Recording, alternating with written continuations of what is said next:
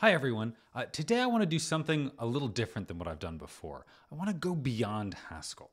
Um, so most of my videos, maybe all of my videos, are about some aspect of this programming language Haskell. It's a pure functional programming language that I think does a really good job of allowing programmers to express their ideas really directly in their code, more so than other languages, in my opinion. But not everyone works in Haskell. And so today I want to explore how knowing Haskell can inform programming in Java, right? So a lot of people think of Haskell as this somewhat esoteric language off in the corner, whereas Java, that is mainstream. That's what real people use to do work. But actually, if you know Haskell, you can program Java a little bit better. So I have a fun example that we're going to go through of how that's going to play out. The idea here is that we want to write a solver for a little logic puzzle. And so this is one that I just found. This Puzzle Baron website, I think, generates these. And this was the first one that showed up. I didn't have to sort of look around for this one. And so the idea here is that given these little clues telling us about some orangutans and some handlers and the orangutans' ages and the locations of all of this, then we can figure out which orangutan goes with which handler, has which age, and is at which location. And the idea is that we can do it with only these clues over here. And the goal is to write a little program to do this work for us. So we're going to encode the clues into the program, and then the program is going to spit out what the unique solution is, assuming that there is a unique solution. In this case, there will be. And we're going to use that using a particular technique in Haskell, using this thing called the non-determinism monad, which sounds like a crazy thing that only pointy-headed functional programmers might use. But actually, Java has this also.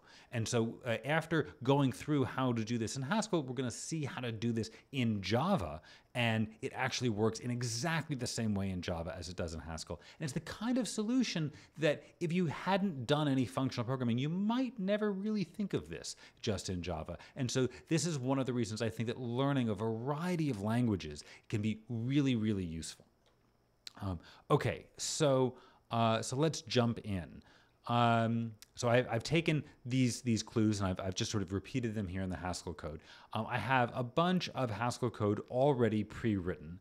And this just sort of encodes the basic details. So we have 4 different orangutans with different names. We have 4 different handlers. Oh, I should say at this point, if you're coming, say, from a Java place and you don't know Haskell well, that's okay. I'm going to try to keep the syntax pretty simple here.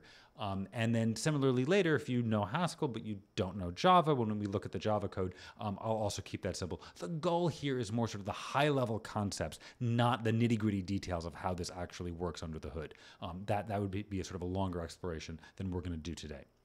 So anyway, continuing with this tour of the Haskell code, then we have locations here, again taken from the puzzle, and ages are just numbers, so that's pretty simple.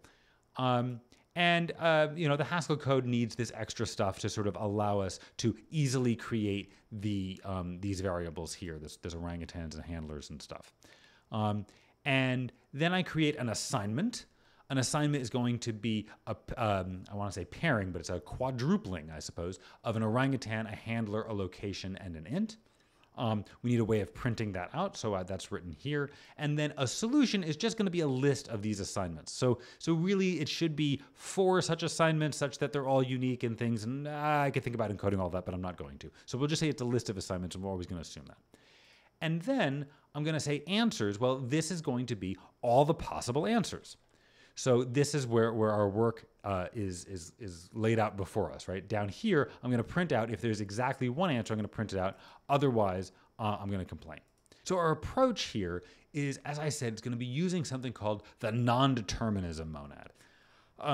What is that? Well, we can think of if instead of thinking of creating a really big list of all the possibilities and choosing one, we can think of just sort of non-deterministically choosing the right answer all of the time, and then just checking to see that answer meets a bunch of requirements, constraints. And I think that's actually a helpful way of thinking about this. So to do that in Java, we're going to start with do. And then the first step is that I have to choose the solution out of the space of all solutions. So how do we figure out what the space of all solutions is?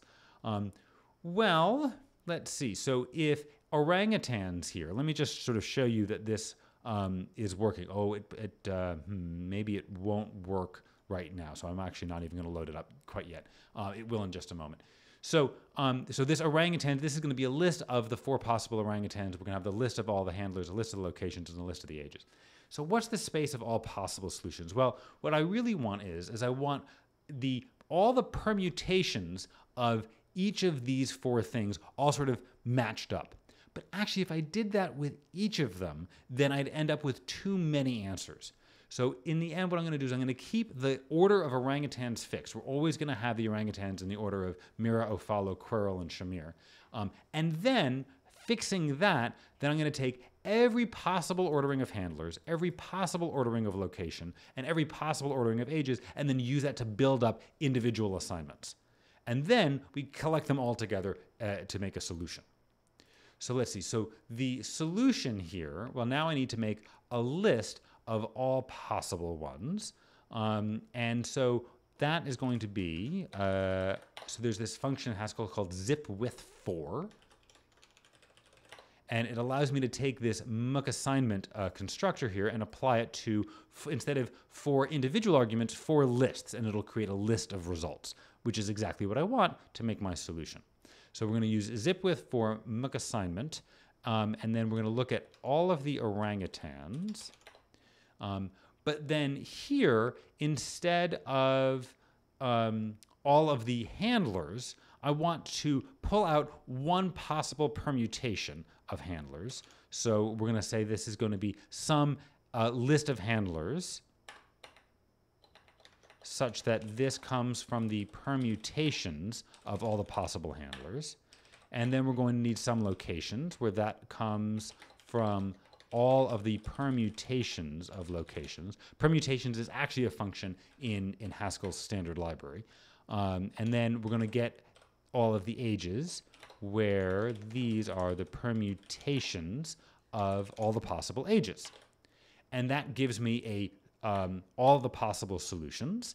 And well, for now, we're not going to do any further filtering. Let's just see if this is working. So we're going to return solution here. And then now we see actually Haskell does type inference. And so it says that this answers, this is actually a list of assignments. And that's because each list of assignments, so I can actually do a little bit better. I can say that answers is really a list of solutions. And let's see how many solutions we have. So I can run GHC, haskell.hs. Well, it turned out that there was a small bug in the pretty printing code. So I've now fixed that. And I also discovered that for reasons I don't want to get into right now because I don't really know them, it doesn't work so great when I just type run GHC, or it's a little bit slower. So I'm going to use GHCI, which is the interactive environment for Haskell. And so here I can now just type in answers, and it'll print out all of the different possible solutions that there are to this puzzle, because we haven't done any filtering yet. And so this takes a little bit to print, but it should wrap up pretty soon. In any case, I'm going to carry on. And so now what I need to do is I want to be able to use these clues. So let's make another little window with those clues over there. Okay, so now we've printed them all out. And so as I whittle down these solutions, then we can see that list getting shorter and shorter. I can even also down here just ask for what is the length of answers? Well, it's 13,000. Okay, so we can take the first one. So it says here that Shamir is 7 years old. So this list of assignments, I have to go through and find the one that corresponds to Shamir. Well, it turns out that I know that because the location of the orangutans is fixed. I'm not using permutations on that. And so that means that this solution that I get out here, this list of assignments, it's always going to be, and we can look at this, so this last one here, it's always going to be in the same order that I specified my orangutans here. So Mara, O'Fallo, Quirrell, and Shamir. All of them are going to be listed in that order. So what that means is that when I pick this solution and I name it, I know that it's going to be in that order. So I can write Mara and O'Fallo and Quirrell and Shamir. And so this will then, let's do some formatting. Okay. This will then, I just can't stand it when there's little bad things like that. Oh, fiddle. Okay. So here now I can name them. So down here, all I have to say is I want Shamir to be, Shamir's age to be 7. And to do but I can't just write a Boolean condition there. I'm going to use the function called guard, which is another function in Haskell standard library. Although I think I probably need to import, yes, control.monad to access it. And now it's only going to give me result where Shamir is 7. So as it turns out, these last couple of answers here have Shamir being 7, and that is probably going to be true for a bunch of them. Oh, up here we see that Shamir is 10. So now if I reload my file, and there's a few unused variables, but I kind of expected that, then now, first off, I can ask how many answers are we left with? Well, a lot fewer. And then I can print them out, and if we look at them, all of them are going to have Shamir being 7, hopefully. So down here, Shamir is 7, there Shamir is 7, here Shamir is 7. Let's assume that they're all like that. Good. So that is clue 1 handled. Then we need clue 2. Shamir came from Ambalat. So I just have to use another guard, and I can say guard Shamir dot location equals Ambalat. And then now, if I reload, then I can check to see how many answers there are. Now there's only 864, and I can print them out quite quickly. And then here, Shamir is from Ambalat and has age 7. Excellent. Quirrell is younger than the ape that was found in Tarakan. So this one's a little harder because now I can't just use the fact, I cheated a little bit because I know the order of orangutans. And so I can't use that trick here. So now what I need to do is I need to find the ape that was found in Tarakan. But I can do that. So Haskell gives me just enough syntax to do it. So I can say just Tarakan is find, and then I'll explain the syntax in just a moment. So a dot location equals Tarakan. And I want to find from out of solution. Okay. So what this is doing is this is going to search in the different assignments that are part of this solution to find the one, the particular assignment that whose location is Tarakan. And so now I have that whole assignment here, right? We see that Tarakan is inferred to have type assignment. And then now I can use that in the test. So now we want to write a guard that Quirrell dot age is less than Tarakan dot age. Okay, so let's see how we're doing here. Reload, length answers. Now we're just down to 288. Excellent. So clue 4, let's encode clue 4. So of a follow and the ape that was found in Tarakan, one is cared for by Gracie and the other is 13 years old. So here we don't know which is which. So we have sort of this condition. We want to apply the condition in 2 different ways. So I'm going to make a little function here that computes that condition. So it's going to take 2 different assignments. So I'm going to call them A1 and A2. The clue says that of these 2 different assignments, one is cared for by Gracie. So we're going to say A1.handler is Gracie. And the other is 13 years old. So the other's age is 13. And then now that we've generated that little test, either clue 4 is going to apply to Ofalo and Tarakan, or clue 4 is going to apply to Tarakan and Ofalo. We don't know which way around it's going to be. Oh, and this has to be another guard, of course. So we do that, and then we reload, length answers. Now we're just down to 60. Also, we know that the way that this is described, Ofalo and the ape that was found in Tarakan, they're not going to both be the same one. So we can also say guard Ofalo does not equal Tarakan. With that extra piece, now how many answers are we down to? Just 36. Clue number 5, the animal that was found in Ambalat. Well, we already know how to state that, so we can do this another one of these finds. And so this is the location is Ambalat. Oh, and I forgot to say it when I was writing this. This is an anonymous function. This is called a lambda. So this backslash is meant to look a little bit like the Greek letter lambda. And here I can pass this defined, and it can search through a list for something that meets that specification. That's all I'm doing here. And then I'm going to, again, search in solution. So that gives us Ambalat. And then the animal that was found in Ambalat is either the 10-year-old. So Ambalat.age is 10. Oh, this has to be another guard. Or the animal Francine works with. Or Ambalat.handler is Francine. Okay, so that is clue 5. Let's see, does that still work? Now we're down to only 12 possibilities. Excellent. Clue 6. Ophalo isn't 10 years old. That's easy to state. Ophalo.age is not 10. And we reload. And how many possibilities do we have? Now we have 8. And then the ape that was found in Candice is older than the ape Dolly works with. So now we're going to have to do this finding stuff again. So just Candice. And then we do the same trick. Find a dot location is Candice. And then we want the Dolly ape. So this is going to be find A such that A's handler this time is Dolly. And then now we want to say that Candice.age is greater than Dolly.age. Oops, I need guard once again. And now I reload, and I can see how many answers I have. Just one.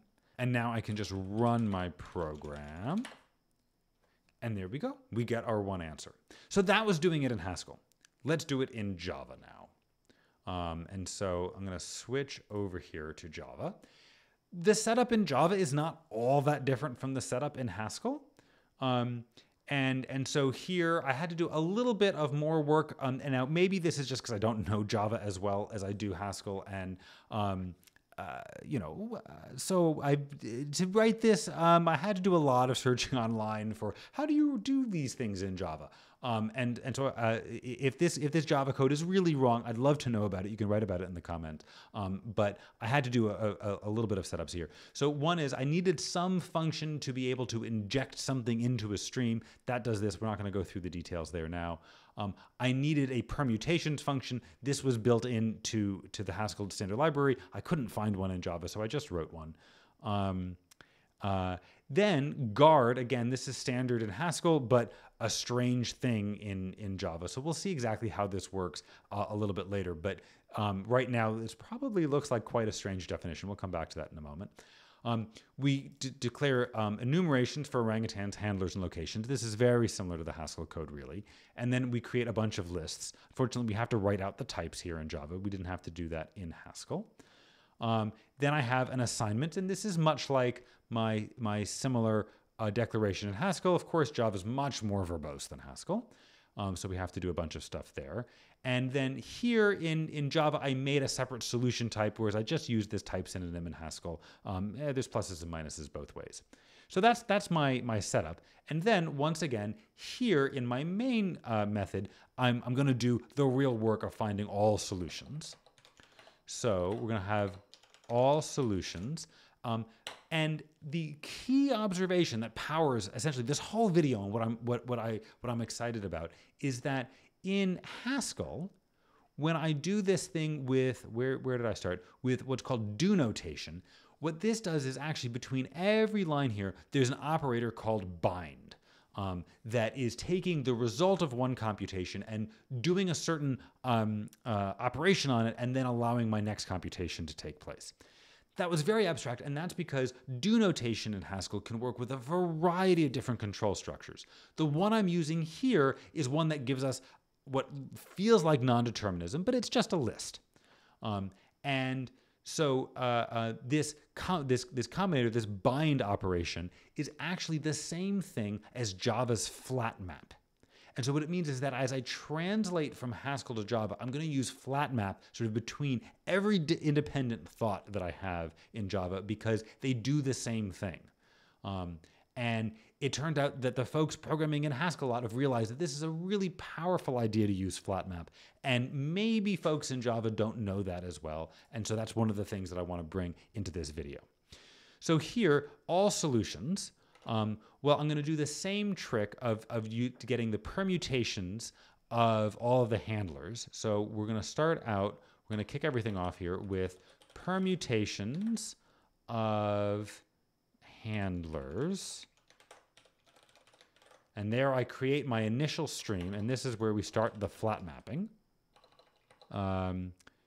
Let's see if I sort of want this to compile so I can get syntax assistance here. What's the problem? This looks like it should, well, this type error, I suppose. Maybe that's the problem? But permutations, of course, is this recursive function, and in Java, recursion is kind of annoying, so we have to pass in the 0 explicitly. Is that really the problem, though? Let's see here. Error cannot find symbol, but I've declared it up here. What's going on? Oh. Of course, all solutions right now is written as a stream. I don't want it to be a stream, so we're going to put here to list, which is really going to occur at the end. Do I still have? Okay, so it still compiles, but somehow the plugin here isn't working very well, which is too bad, but I guess I'll just live without it. Okay, so we have here this stream, and then we're going to flat map. And here now I provide an anonymous function that's going to take some list of handlers. And well, what do I want to do with it? Well, I still need to get the permutations of the other things. So we have handlers, we have locations, and then flat map that to different locations. And then we need permutations of ages. Okay, so now we have all of these things. Now that we have them all, we can actually build up the what was I going to say? Build up the assignments, or rather the solution. So here we're going to just say stream of, oh, wait, I need to bind the ages permutation. So stream of new solution of the orangutans without permutations, and a particular permutation of handlers, and a particular permutation of locations, and a particular permutation of ages.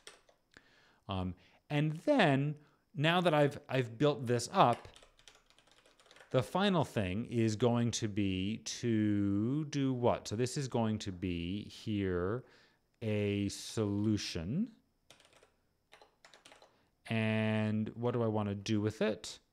Well, I want to just sort of return it. So I think I'm going to say stream.of_solution. And then I need a whole lot of close parentheses and my .toList. Okay, so let's try that. Let's compile.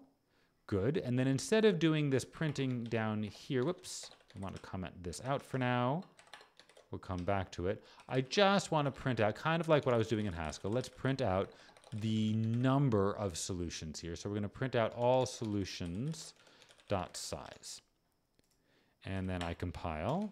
And I run, and oh, good, that's the same number that we saw before. So things are generally working. And let's just keep doing this. So we have flat map now of solution. And what are we going to do? Well, now we can start putting in the clues.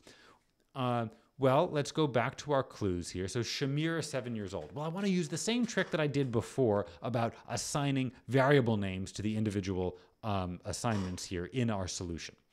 So to do that, I can have an open brace here, and then I can say var, what's the ordering again? Var, what have I done here? Mera is solution.get0. Var follow is solution.get1. Var quirl is solution.get2. Var Shamir is solution.get3. So now we can access all of these by name. And then now that we've done that, we can start actually handling the first clue. So here we're going to have to say return, and I'm going to use guard. Guard that shamir.age is 7. And then we can do another flat map. Well, what did I say about guard? So guard is actually just a function. Let's go back to guard for a sec. Guard is a function that either returns a 1-element stream or a 0-element stream. But if we think about the flat map operation, right? So the flat map operation does some computation for every element in an input stream, and then it takes all of the outputs from that and includes that in the output stream. If my flat map returns an empty stream, then that means essentially that input is going to not be included in the output stream. On the other hand, if I send out this 1-element stream, it really could have been of anything, but I wanted to make it very clear that it was of something boring. So that's what this unit thing is. This is a type that's common in functional languages, but probably not so common in Java. I didn't see it built into the Java standard library. Maybe it's there somewhere and I missed it. In any case, this 1-element stream, it means we're going to sort of keep a solution alive as opposed to an empty stream, which will kill off a solution when in combination with flat map. So coming back down here, now I'm going to say flat map, and well, there's this variable u, but it's always going to be useless.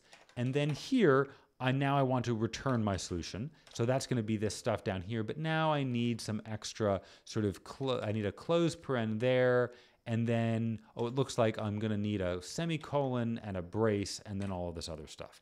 So let's see, does that compile? It does, and if I run it, indeed now I get the big reduction that I saw before. So excellent. So that means that it's working. This, of course, is clue 1. So now let's take a look at clue 2. So clue 2 is going to be Shamir came from Ambalat. So I can do that by using another guard, and I can say Shamir.location equals location.ambalat.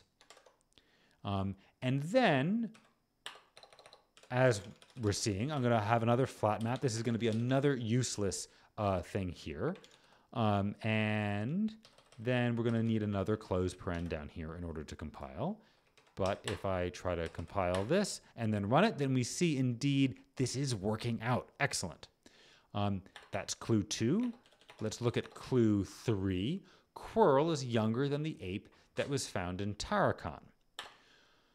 Well, let's see, how can I state this? So I want to make a guard. Well, actually, before I make the guard, I'd like to be able to name Tarakan just like I did in the Haskell code. So to do that, I'm going to take solution, turn it into a stream of assignments, and then filter out so that I get the one. So this is going to be some assignment A such that a.location equals location.tarakan.